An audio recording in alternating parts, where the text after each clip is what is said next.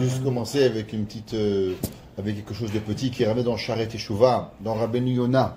Rabbeinu Yonah, il dit un machal qu'il faut jamais oublier, une allégorie. Il dit, il y avait une fois un jour un roi qui était son anniversaire. On sait que depuis la Torah, il était coutumier que le jour de l'anniversaire du roi, le roi il graciait celui qui voulait. Il allait, il demandait aux gens qu'est-ce qu'ils voulaient. Alors il a demandé d'aller dans les prisons. Il arrive dans les prisons, il demande qu'est-ce que tu veux. C'est monsieur le roi, j'ai pris pour perpète la couette, le matelas. Il dit ah vieux là, on peut me le changer. Le roi dit changez-lui.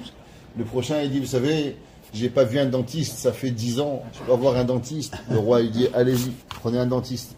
Et il fait le tour des prisonniers.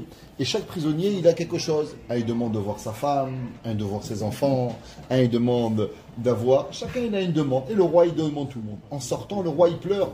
Et le fils du roi, le prince, il dit, papa, pourquoi tu pleures? Il dit, je ne comprends pas. Chacun m'a demandé comment vivre mieux en prison. Il n'y a pas un qui m'a demandé comment sortir de prison. Il dit, le Sharet Teshuvah Rabbeinu Yonah, il dit, il arrive, Yamim Noraim.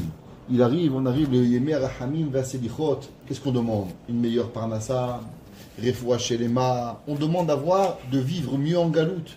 Il dit, si on a Mashiach, il n'y aura plus de problème. Plus de problème de santé, plus de problème de parnassa, plus de problème de shidduchim, plus de problème de rien.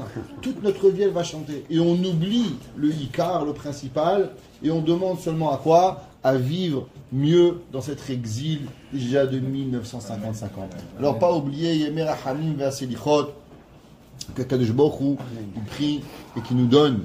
J'ai dit bien Hachem il prie parce que c'est marqué que Kadosh Baruch Hu, il a deux principes, ce qu'on appelle Rahamim Peshutim et Rahamim Gedolim.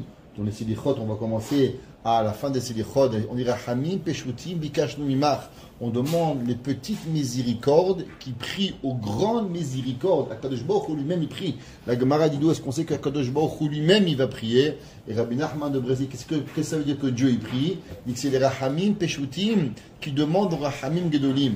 Alors on demande aux Rahamim Peshutim de voir combien on souffre et combien on est béhémet dans cette souffrance. Et que nos enfants, nos petits-enfants, notre famille, nos parents, tout Am Israël qui est là, et que la Géoula, elle provient et elle arrive, et qu'on puisse tous être délivrés et arriver à Yerushalayim et voir Akadosh Baruch Hu avec nous.